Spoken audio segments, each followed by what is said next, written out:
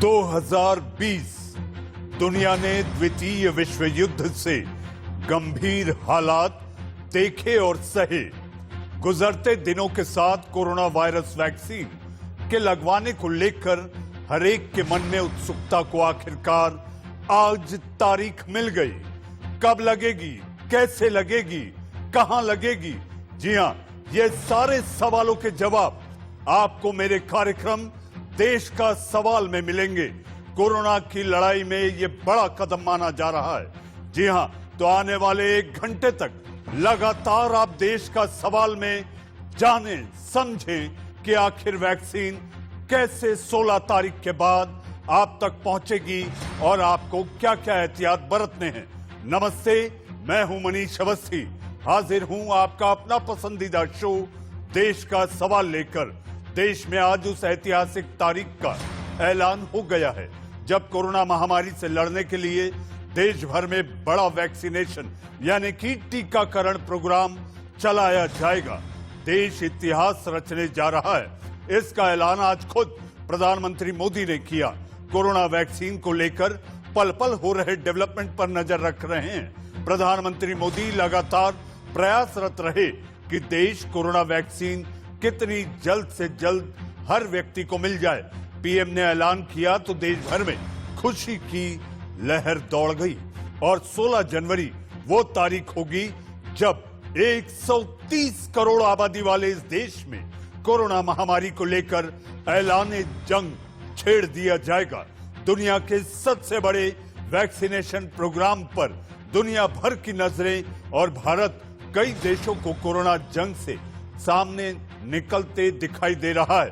एक और कई मुल्क आज भी वैक्सीन को लेकर सिर्फ कागजी रणनीतियां बनाने में जुटे हुए हैं, तो वहीं भारत एक नहीं दो made in India corona vaccine के साथ तैयार खड़ा है। वैक्सीनेशन प्रोग्राम को लेकर तैयारियों और आज के ऐतिहासिक ऐलान को लेकर हम एक्सपर्ट के एक बड़े पैनल के साथ चर्चा करेंगे और मेडिकल और राजनीति जगत से जुड़ी कई हस्तियां हमारे साथ होंगी। लेकिन आज के ऐतिहासिक ऐलान को लेकर आप सबसे पहले देखिए हमारी ये खास रिपोर्ट।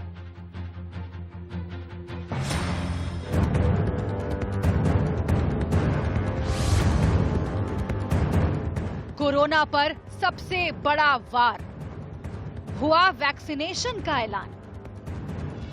16 जनवरी से टीकाकरण, भारत जीतेगा कोरोना से रण। जो कहा वो किया, मोदी ने फिर साबित किया।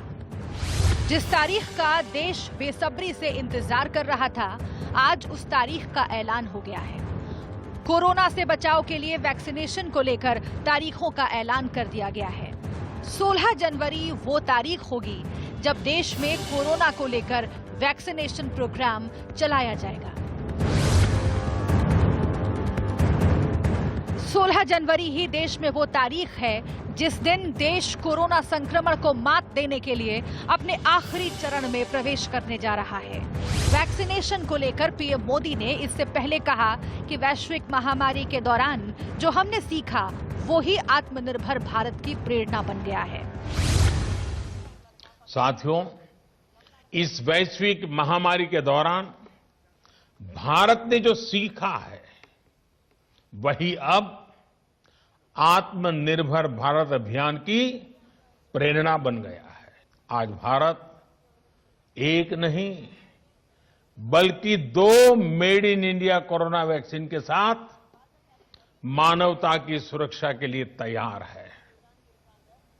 दुनिया की फार्मेसी होने के नाते दुनिया के हर जरूरतमंद तक जरूरी दवाएं पहुंचाने का काम भारत ने पहले भी किया है और आज भी कर रहा है।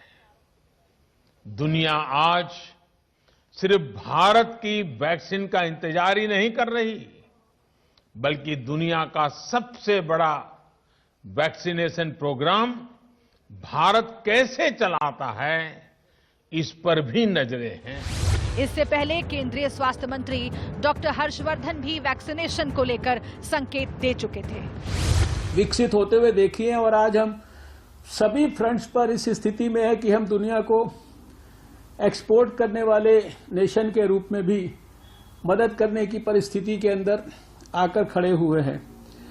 और उसमें जो 2 वैक्सीन्स ऐसी हैं जिनके बारे में हम लोग जानते हैं, जिनके बारे में सारे देश ने जो घोषणा है उसको सुना है कि 2 हमारी वैक्सीन्स जो है उनको इमरजेंसी यूज ऑथराइजेशन मिल गया है और उन वैक्सीन्स को देश की, समाज के लोगों की कोविड से सुरक्षा के लिए उन वैक्सीन्स का इस्तेमाल करने की स्टेज के अंदर हम सब लोग आज आकर खड़े हो गए हैं और कुछ ही समय के बाद हम लोग यह सारी प्रक्रिया को शुरू करेंगे।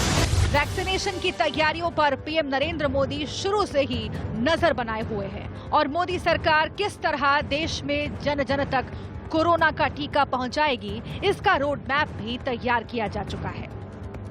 ये प्रक्रिया 7 चरणों से होकर गुजरेगी। पहले चरण में दोनों वैक्सीन निर्माता हैं, ऑक्सफोर्ड की कोविशील्ड जिसका प्रोडक्शन पुणे की सीरम इंस्टीट्यूट कर रही है, वहीं देसी वैक्सीन कोवैक्सीन हैदराबाद के भारत बायोटेक के लैब में तैयार हुई है।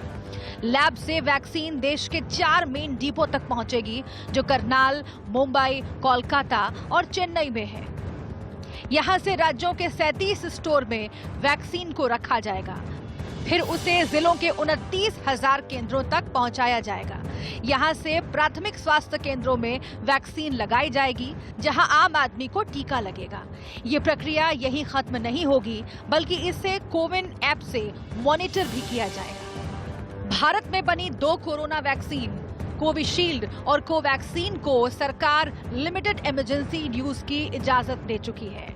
ऐसे में देश 2 कोरोना वैक्सीन को लेकर कोरोना से जंग के लिए अब तैयार है। वैक्सीनेशन की तारीखों का ऐलान होने के बाद देश भर में टीकाकरण को लेकर उम्मीद तो जगी है, साथ ही देश आत्मनिर्भर भारत के अपने मिशन की तरफ मजबूती से बढ़ रहा है। Bureau report, India news.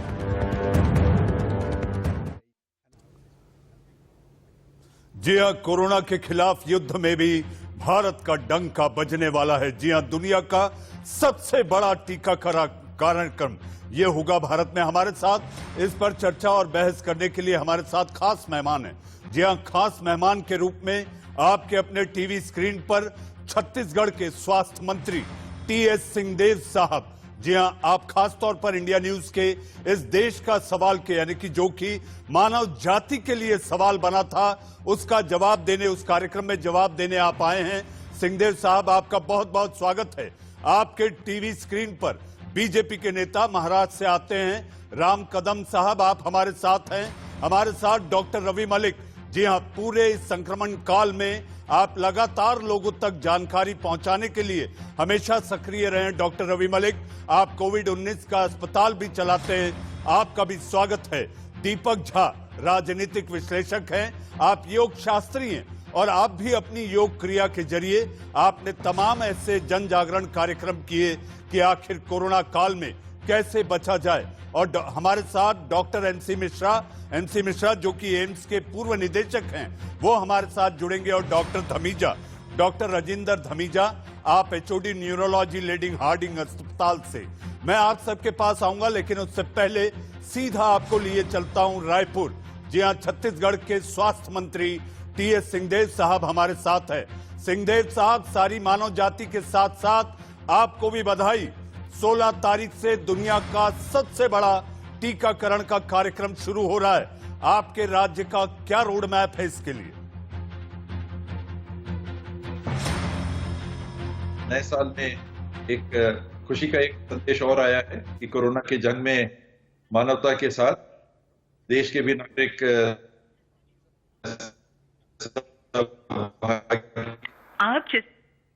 Chhattisgarh में हमने 99 टीकाकरण 6 मेडिकल कॉलेज जो हमारे हैं सरकारी, उसमें 3 जगह केंद्र बनाए गए, वैक्सीनेशन सेंटर्स बनाए गए हैं।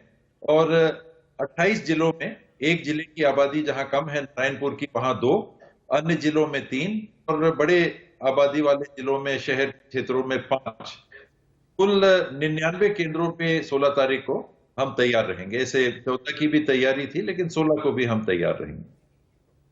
सिंहदेव साहब, जहां तक बात की जाए कि गांव-गांव तक ये कैसे पहुंचेगा, और इसको लेकर एक और लोगों के मन में भ्रम है कि आखिर ये मुफ्त में मिलेगा या कैसे मिलेगा, पैसे देने होंगे, कितने देने होंगे, इसको लेकर आपकी कोई गाइडलाइन या आप लोगों ने ऐसी कोई तैयारी या नीति तैयार की है?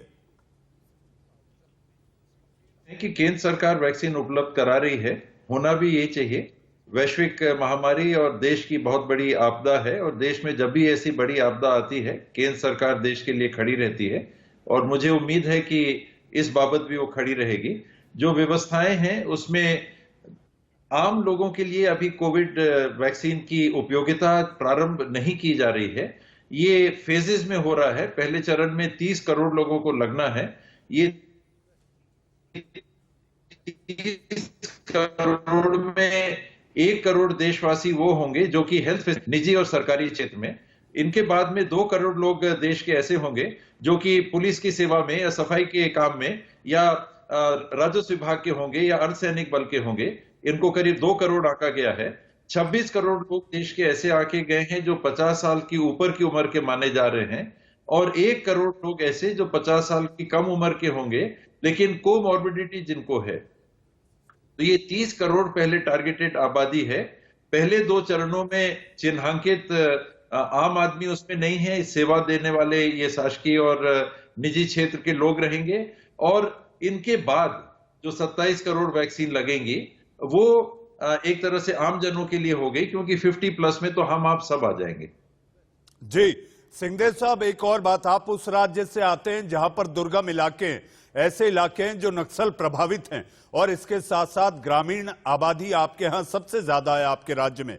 ऐसी सूरत में उन तक वहां के स्वास्थ्य कर्मी, फ्रंटलाइन वर्कर और 50 की आयु वाले लोगों तक पहुंचाने के क्या खास इंतजाम हैं? क्या भारतीय वायुसेना की भी आप मदद लेंगे? जैसे जगदलपुर, बस्तर, ये सारे इलाके तक आखिर ये टीका कैसे पहुंचेगा? सामान्य रूप से स्वास्थ्य विभाग के साथी जिस तरह से अन्य राष्ट्रीय कार्यक्रमों को करते हैं, पोलियो के ड्रॉप्स अभी लगने हैं। 17 तारीख को ही राष्ट्रीय ये पर्व रहता है, राष्ट्रीय कार्यक्रम रहता है। तो हर क्षेत्र के बच्चों तक पहुंचने का जो अमला तैयार है। करीब 70,000 मितानिनें हैं हमारी गांव में, 250 की आबादी के पीछे एक होती हैं, और वहां तक जहां गाड़ी की मार्ग है, जहां मोटरसाइकिल जा सकती है, उस माध्यम से। ये सही है आपने बताया कि कुछ ऐसे भी क्षेत्र हैं राज्य में जहां अभी भी ब्रिज नहीं बने हैं, सड़कें नहीं बनी हैं। वहां पैदल भी हमारे ये वॉरियर्स जो स्वास्थ्य विभाग के वास्तविक वॉरियर्स हैं वो दुर्गम क्षेत्रों में जाते हैं। हाल में ही हमने मलेरिया मुक्त बस्तर का भी कार्यक्रम चलाया। ये तीसरे फेज में मलेरिया मुक्त बस्तर के साथ मलेरिया मुक्त छत्तीसगढ़ का भी कार्यक्रम चल रहा है। तो ये गांव-गांव में वैसे पाँव में उनके ये स्याही लगा के वोटिंग के समय हम स्याही लगा के हम चिन्हांकित करके मलेरिया का टेस्ट ले रहे हैं। ये अनुभव है स्वास्थ्य विभाग के पास अपने लोगों तक पहुंचने का। ये कोरोना के भी इस जंग में काम आएगा। जी सिंहदेव साहब, मुझे जानकारी है आपको कहीं जाना है, आपके व्यस्त कार्यक्रम से आपने समय निकालकर इस समय, जबकि आज सबसे बड़ी खबर आई है 2021 यानी कि हैप्पी वैक्सीन ईयर के रूप में कहा जा रहा है, ऐसी सूरत में आप हमारे साथ जुड़े। मेरा सवाल यह, जहां तक सिंहदेव साहब बात की जाए कि वैक्सीन को लेकर जो अलग अलग सियासत होने लगी है, इसको लेकर आप कैसे देखते हैं? आपको क्या लगता है, वैक्सीन जो कि मानव जाति के लिए एक ऐसी रामबाण दवा जिसको लेकर अगर सियासत हो तो ये दवा कैसे रह जाएगी? सबसे पहले हमको विश्वास करना चाहिए वैश्विक और राष्ट्रीय स्तर के हमारे वैज्ञानिकों के ऊपर और उनकी सलाह के ऊपर। उसके साथ हमको ये बात ध्यान में रखनी चाहिए कि एक सामान्य वैक्सीन को दुनिया में लागू करने के पहले 5 से 15 साल लगते हैं।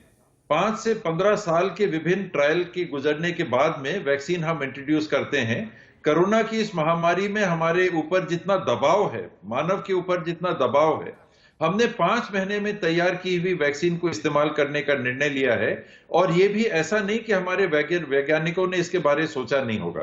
तो उनने परीक्षण करके हमको ये कहा है, विश्व और देश के वैज्ञानिकों ने, कि इन टीकों को लगाया जा सकता है। हमने ये जो भ्रांतियां उठ रही हैं, इनका कारण है कि फाइजर की वैक्सीन लगी तो फेशियल कुछ उसमें कुछ लक्षण ऐसे मिले, इसको हमको उस बाबत देखना चाहिए कि किसी भी दवाई को हम लेते हैं तो कभी ना कभी रिएक्शन होता है। तो ऐसा नहीं है कि आंख बंद करके या बहुत जल्दीबाजी में किया जा रहा है। जल्दीबाजी में जरूर किया जा रहा है, लेकिन आंख खोल के कि इसमें संभावनाएं हैं।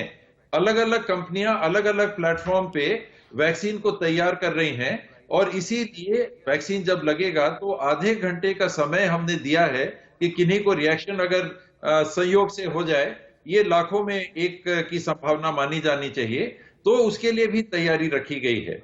जो और बात आ रही है सियासत की, मेरा तो सुझाव यही है कि महामारी में कोई दल नहीं, यहाँ कोई कांग्रेस नहीं, कोई भाजपा नहीं, कोई सपा नहीं, कोई दूसरा दल नहीं, ये अमेरिका नहीं, ये ब्रिटेन नहीं, ये देश नहीं, ये यूरोप नहीं, ये मानव पहल है और हमको एक ही नजर से देखना चाहिए, वैज्ञानिक नजर से देखना चाहिए। और जो चीज हमारे वैज्ञानिक कहते हैं कि ये ठीक है तो हम उसको अपनाने के लिए हमको तैयार होना चाहिए। अगर वो कहते हैं कि इसके लिए रुकिए, इमरजेंसी यूज में भी इमरजेंसी के लिए अगर कुछ को रखा है तो बहुत जल्दबाजी भी नहीं करनी चाहिए। परीक्षण चल रहा है, वैज्ञानिक गतिविधि चल रही है, नई नई बातें सामने आ रही हैं, नए प्रोटीन्स को आइडेंटिफाई किया जा रहा है, नए मॉलिक्यूल्स को आइडेंटिफाई किया जा रहा है, कौन कोरोना के लिए ज्यादा कारगर प्रोटीन होगी उसको आइडेंटिफाई किया जा रहा है। हमारी भारत ड्रॉप के लिए नेजल वैक्सीन के लिए भी तैयारी कर रही है। सिंगल ड्रॉप नेजल वैक्सीन के माध्यम से भी कोविड पे हम काबू पा सकते हैं। ये सारी चीजें हैं, लेकिन आज के लिए जिसको माना जा रहा है कि उपयोग के लिए है, तो उन बातों को लेके हमको आगे बढ़ना है। विज्ञान है, ये चल रहा है। जी, एक आखिरी सवाल सिंहदेव साहब, कोरोना की लड़ाई में करुणा जरूरी होनी चाहिए।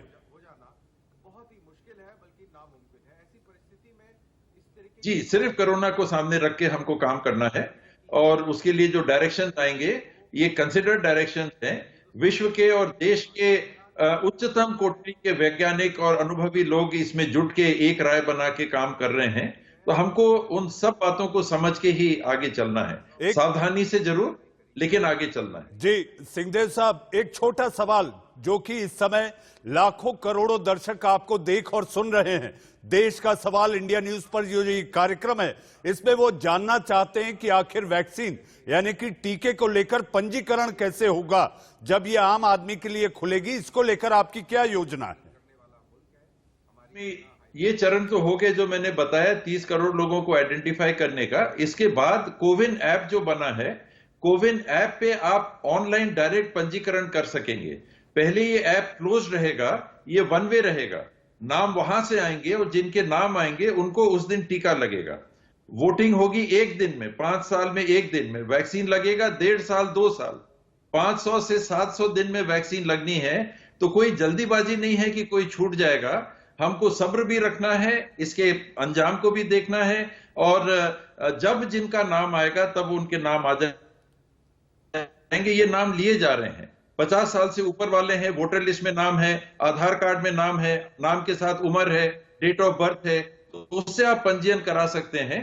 इसमें आपका 50 साल से ऊपर का पंजीयन हो जाएगा। शेष अगर कोमॉर्बिडिटी है, 50 साल से कम उम्र के आप होंगे, तो आपके जो डॉक्टर के द्वारा प्रमाणित लक्षण है, उन लक्षणों के बेस पे आप प्रमाणीकरण रजिस्ट्रेशन कर सकते हैं। तो वो फिर ऑनलाइन रजिस्ट्रेशन भी चालू होगा और आपको सूचित कर दिया जाएगा कि किस दिन आपकी पारी आएगी। जैसा मैंने बताया, ये एक दिन में खत्म नहीं होने वाला, 1 महीने में खत्म नहीं होने वाला, 500 से 700 दिन तक ये क्रम चलेगा। इसीलिए हैंड हाइजीन, फेस मास्क और फिजिकल डिस्टेंसिंग, ये हमको आगे भी आने वाले महीनों में अनिवार्य रूप से अपनाए रहना है। जी सिंहदेव साहब, आप देश का सवाल के इस कार्यक्रम में खास तौर पर आप मेहमान के रूप में आए और तमाम जानकारियां और छत्तीसगढ़ में आखिर क्या तैयारियां हैं इसका आपने ब्यौरा दिया। आपका कोटि कोटि धन्यवाद। और न केवल 2021 जितने दिनों का आपने लक्ष्य रखा है, उससे ये कहा जा सकता है कि 2021 के साथ साथ 2022 भी हैप्पी वैक्सीन ईयर कहलाया जाएगा। बहुत बहुत धन्यवाद सिंहदेव साहब। जी, अब आगे बढ़ते हैं हमारे पैनल की ओर। पैनल में विशेषज्ञों का ये पैनल है और इसमें सियासत के भी मेहमान हैं। जी हां, आपके टीवी स्क्रीन पर फिर एक बार मैं आपका तारुफ कराऊं, राम कदम साहब बीजेपी से, दीपक झा राजनीतिक विश्लेषक हैं लेकिन कांग्रेस का पक्ष रखते नजर आते हैं, doctor Ravi Malik doctor M C Mishra जो कि एम्स के पूर्व निदेशक रहे हैं, और हमारे साथ डॉक्टर रविंद्र धमीजा साहब, आप हमारे साथ हैं। मैं सबसे पहले राम कदम साहब से शुरू करता हूं। राम कदम जी, कोरोना रूपी राक्षस के लिए रामबाण आ गया। कोरोना की लड़ाई में एक ये बड़ा कदम आपके नाम में दोनों है, राम भी और कदम भी।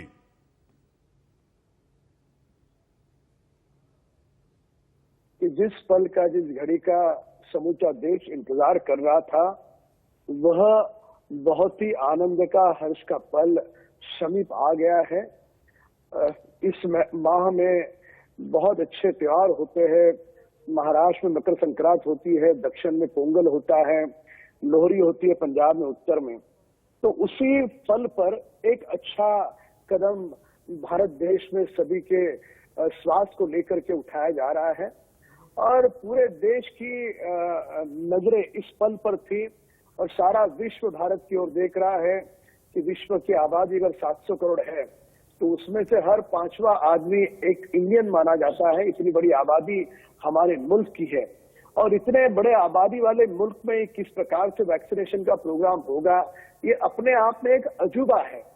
पर प्रधानमंत्री नरेंद्र मोदी जी के नेतृत्व में, देखिए, इस बात की सोच को समूचा देश सैल्यूट करता है, मोदी जी की तारीफ करता है। विगत 8 से 9 महीने के अंतराल में देश संकट में था, आपदा में था, राम भाई, राम भाई, चूंकि हमारे साथ छत्तीसगढ़ के स्वास्थ्य मंत्री जुड़े थे, तो पैनल पर मेरे साथ और मेहमान हैं। एक एक मिनट में सबको इस पहले पड़ाव में ला लूं, और उसके बाद हम फिर चर्चा की ओर आगे बढ़ेंगे सुर्खियों के बाद। राम भाई, आप बने रहें। हमारे साथ डॉक्टर एमसी मिश्रा जी, आप पूर्व निदेशक हैं एम्स के। डॉक्टर मिश्रा, आपका स्वागत है। देश का सवाल में, इस समय देश के सामने जो सवाल था कि आखिर टीकाकरण कब, कैसे शुरू होगा और कैसे मिलेगा, आखिरकार इसकी तारीख का ऐलान हो गया। डॉक्टर मिश्रा जी, ये सबको बधाई मैं देता हूं, आप लोगों को भी। मीडिया ने जिस तरह से पूरे कोविड के दौरान पिछले 10 महीनों से लगातार बराबर अवेयरनेस क्रिएट की है आम जनता में, वो एक बहुत बड़ा काम किया है मीडिया ने। और इसी वजह से जो आज आंकड़े कम आ रहे हैं, वैसे भी बिना वैक्सीन के भी, वो उसी का नतीजा है। और लेस देन 1 ईयर, 1 साल से कम वर्ष में कामयाबी जो हमारे वैज्ञानिकों को मिली है, उनको भी बहुत बहुत बधाई। वो साधुवाद के हकदार हैं। हम सब लोगों को बहुत एक्साइटमेंट है, बहुत काफी इस बात को देख रहे थे कि कब आएगी, और नई साल का जो हमको उपहार मिला है, डॉक्टर मिश्रा, माफी के साथ आपको रोकूंगा क्योंकि मेरे साथ पैनल पर और भी मेहमान हैं।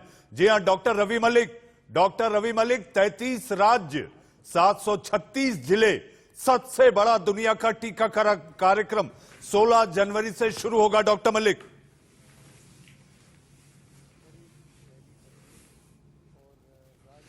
ये बहुत अच्छी खबर है, और ये नए नववर्ष की जो है बहुत ही खूबसूरत खबर है, बहुत ज्यादा सुकून देने वाली खबर है, क्योंकि ये इस तरह की शैतानी बीमारी जिसमें कि बहुत लाखों लोगों की मौत हुई है, न केवल हमारे देशों में बल्कि विकसित देशों को भी इसने बिल्कुल घुटने टेकने पे मजबूर कर दिया, उसके खिलाफ जो ये टीकाकरण का अभियान है, ये बहुत ही अच्छी खबर है।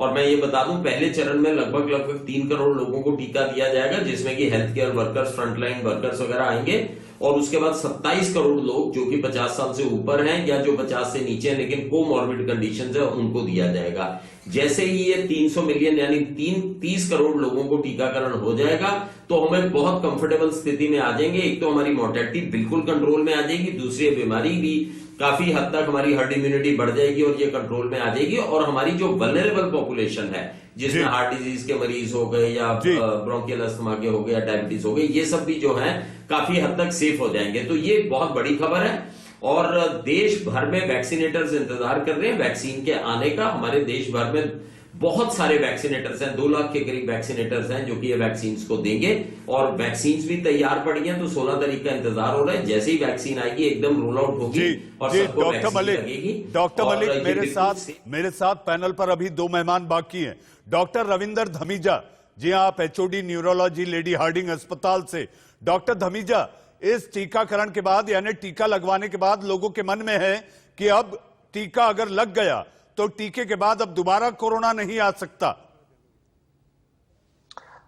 धन्यवाद। मेरा नाम डॉक्टर राजेंद्र धमीजा है और मुझे बहुत खुशी हो रही है। आज एक बहुत अहम दिन है कि आज का दिन का जिसका इंतजार था, एक नया जो अभियान शुरू होगा 16 तारीख से, उसका आज अनाउंसमेंट हुआ है प्रधानमंत्री महोदय की तरफ से। और ये एक पहला पैंडेमिक होगा हिस्ट्री में जो वैक्सीन की वजह से खत्म होगा। आज ये जो दिन आया है, इसमें बहुत सारे देशों ने और बहुत सारे इंस्टीट्यूशंस ने मिलकर कोलैबोरेट करके काम किया है और तभी ये आज सक्सेसफुल हुआ है कि हम वैक्सीन विद इन 1 ईयर जो है हम लोगों को देने के लिए तैयार हैं। तो ये एक बहुत इंपॉर्टेंट चीज है। लेकिन वैक्सीन का मतलब ये जो हर्ड इम्यूनिटी की तरफ हम बढ़ेंगे 3 करोड़ लोगों के बाद, लेकिन हमें ये याद रखना है कि जब तक सब्सटैंशियल नंबर्स, जब तक 60 से 70% लोग वैक्सीनेट नहीं हो जाते, तब तक कोई भी सेफ नहीं है। इसलिए जो कोविड एप्रोप्रिएट बिहेवियर है वो वैक्सीन के साथ साथ अभी 2 साल तक कम से कम और जारी रहेगा, उसको हमें नहीं भूलना चाहिए। वैक्सीन जी, और नो डॉक्टर धमीजा, मैं आपके पास आऊंगा। मेरे साथ एक और मेहमान अभी बाकी हैं, चूंकि पहले पड़ाव में हमारा थोड़ा ज्यादा समय छत्तीसगढ़ के स्वास्थ्य मंत्री टीएस सिंहदेव साहब के साथ चला गया, इसलिए दीपक झा, आज सबसे बड़ा दिन, मुझे ऐसा लगता है आज आप इस खबर पर कोई ऐसी सियासत के मुद्दे नहीं लाएंगे जिससे राम कदम बौखला जाएं और फिर आपके हर सवाल का जवाब ऐसे दें कि आपको बेउत्तर कर दें। देखिए मनीष जी, आज यहाँ पे डॉक्टरों को बातें कही, चाहे रवि मलिक जी हो, चाहे मिश्रा जी हो, चाहे धमीजा जी। मैं भी देश के वैज्ञानिकों पे और देश के डॉक्टरों पे, लेकिन राम कदम जैसे लोग जब आके नरेंद्र मोदी जी के गुणगान करने लगते हैं मंच पे, तो थोड़ा सा हंसी आती है मेरे को। इसलिए मैं नरेंद्र मोदी जी को नाम नहीं लूंगा उनका। आज देश के वैज्ञानिकों का दिन है, देश के। और ये भाजपा क्या कहती है, 70 सालों में देश में विकास नहीं हुआ। ये आज देश अगर वैक्सीन बनाने की कगार पे खड़ा है और वैक्सीन लॉन्च कर दिया है, तो क्या पिछले 4 महीनों का है मोदी जी का कमाल है क्या? ये सारी कंपनियां पिछले 70 सालों से देश में काम कर रही है मनीष जी, हमें ये समझना पड़ेगा। ये जो डॉक्टर मलिक बैठे हैं, डॉक्टर मिश्रा बैठे हुए हैं, ये जानते हैं कि डॉक्टरों ने पिछले 70 सालों से इस देश का विकास किया है और देश की सेवा की है। तो भाजपा इसका क्रेडिट लेने की बजाय देश को, डॉक्टर्स को, वैज्ञानिकों को, मुझे जैसा अंदेशा और उम्मीद थी कि आप निश्चित ही इसको एक ऐसे पड़ाव पे लाके खड़ा करेंगे जहां से सियासी बू आने लगे, लेकिन किसके नेतृत्व में भारत अगर विश्व विजेता बनेगा तो उस कैप्टन के लिए तालियां जरूर बजती हैं, इसका भी ध्यान रखना होगा। दीपक झा, मुझे अब वक्त लेना है, जी हां, सुर्खियां लेना है। सुर्खियों के बाद सबसे बड़ा, सुर्खियों के बाद आपका फिर एक बार देश का सवाल में स्वागत है। मेरे साथ सारे मेहमान बने हुए हैं। जी हां, मेरे साथ बीजेपी से राम कदम साहब, दीपक झा राजनीतिक विश्लेषक, डॉक्टर एमसी मिश्रा पूर्व निदेशक एम्स, हमारे साथ डॉक्टर राजेंद्र धमीजा, आप एचओडी न्यूरोलॉजी लेडी हार्डिंग अस्पताल, और डॉक्टर रवि मलिक। जी हां, डॉक्टर रवि मलिक कोविड-19 अस्पताल चला रहे हैं। बड़ी दरियादिली और जिगरी का काम आप कर रहे हैं, आपको बहुत बहुत बधाई। डॉक्टर मिश्रा, इस समय जब बात हो रही है कि वैक्सीन यानी कि टीकाकरण जब शुरू हो जाएगा 16 जनवरी से, तो लोगों के मन में एक ये अलग सा भ्रम पैदा हो रहा है कि ये जो स्ट्रेन आ रहा है, स्ट्रेन के साथ साथ क्या ये वैक्सीन उसकी रोकथाम के लिए काम करेगी, और ऐसी सूरत में क्या इसमें कुछ मॉडिफिकेशन की भी गुंजाइश बचती है?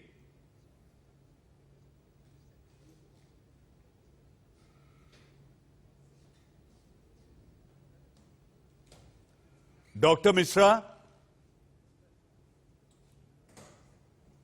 मिश्रा तक हमारी आवाज नहीं पहुंच पा रही है। डॉक्टर मलिक, मेरा सवाल आपसे, क्या ये वैक्सीन, ये टीका जब लगवा लिया जाएगा उसके बाद जो दूसरे स्ट्रेन की बात हो रही है, डॉक्टर मलिक, क्या ये उस पर भी कारगर होगा? एक, और दूसरा ये कि क्या इसमें मॉडिफिकेशन किए जा सकते हैं?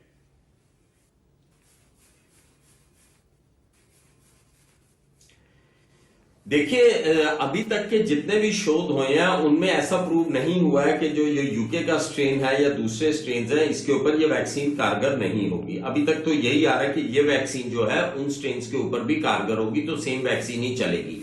लेकिन वायरस अपना रूप प्रतिरूप बदलता रहता है। हमने पहले के flu viruses, swine flu viruses सब में देखा है कि वो अपना रूप प्रतिरूप बदल लेते हैं और बदलने के बाद में जो है हमारे को वैक्सीन भी चेंज करनी पड़ती है। जैसे ही स्ट्रेन चेंज होते हैं हमको वैक्सीन भी चेंज करनी पड़ती है। तो इसके लिए ये है कि ये जो वैक्सीन हमारी चेंज होगी ये तो बात की प्रक्रिया है, लेकिन अभी तो फिलहाल यही वैक्सीन जो है ये कारगर रहेगी। और जैसे जैसे प्रोग्राम आगे चलेगा, जिस जिस तरह से वायरसेस के स्ट्रेन चेंज होंगे उसी तरह से वैक्सीन में थोड़ी बहुत फाइन ट्यूनिंग करके कभी तब्दीली भी करने की आवश्यकता पड़ सकती है। वो बहुत बड़ा चैलेंज नहीं है, लेकिन अभी हाल फिलहाल तो ये वाली वैक्सीन जो है ये कारगर है हमारे हिंदुस्तान के अंदर जो स्ट्रेन चल रहा है। और अगर बाई चांस थोड़ा बहुत यूके का भी स्ट्रेन है तो उसके अंदर भी ये वैक्सीन कारगर है, क्योंकि वो छोटे मोटे जेनेटिक ड्रिफ्ट्स हुए हैं, उससे वायरस का पूरा प्रतिरूप नहीं बदला, जिससे कि ये वैक्सीन, तो ये वैक्सीन बड़ी सक्सेसफुल है और बिना किसी साइड इफेक्ट के है और हमें लेनी चाहिए। जी जी डॉक्टर मलिक, बेहद बेहद बेहद इंपॉर्टेंट जानकारी, यानी कि अहम जानकारी जो कि दर्शकों के लिए काफी कारगर साबित होगी। डॉक्टर मिश्रा, आपको मेरी आवाज आ रही है?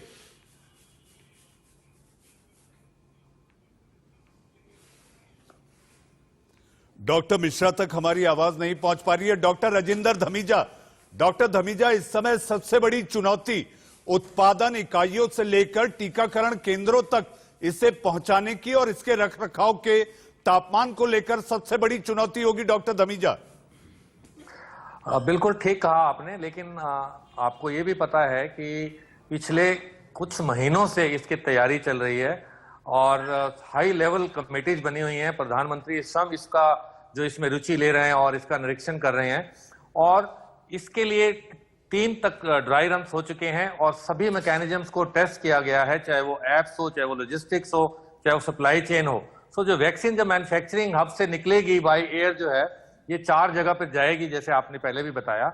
एक जगह नॉर्थ में, एक साउथ में, एक ईस्ट में, वेस्ट में, करनाल, मुंबई, चेन्नई और कोलकाता में। वहां से फिर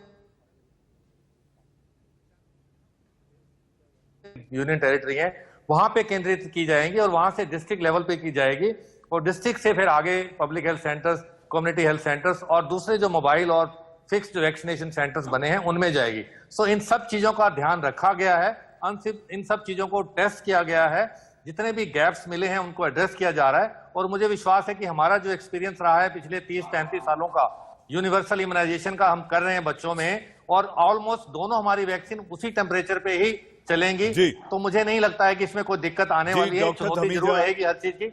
डॉक्टर धमीजा, सबसे बड़ा टीकाकरण कार्यक्रम वो भी दुनिया के सबसे बड़े लोकतंत्र में होगा, तो जाहिर सी बात है दुनिया की नजरें भारत पर टिकी हैं। जी हां, राम कदम जी, राम जी, अगर आपको मेरी आवाज आ रही है। दीपक झा को आपत्ति है, आपने प्रधानमंत्री जी का नाम लिया कि उनके नेतृत्व में ये इतना बड़ा कार्यक्रम और एक सफल कार्यक्रम की ओर एक बड़ा कदम है, तो दीपक झा को यह बात गले के नीचे नहीं उतर रही। ऐसी सूरत में जहां भारत विश्व विजेता बनने वाला है, भारत वैक्सीन आयात नहीं निर्यात करने की स्थिति में खड़ा है। राम कदम जी,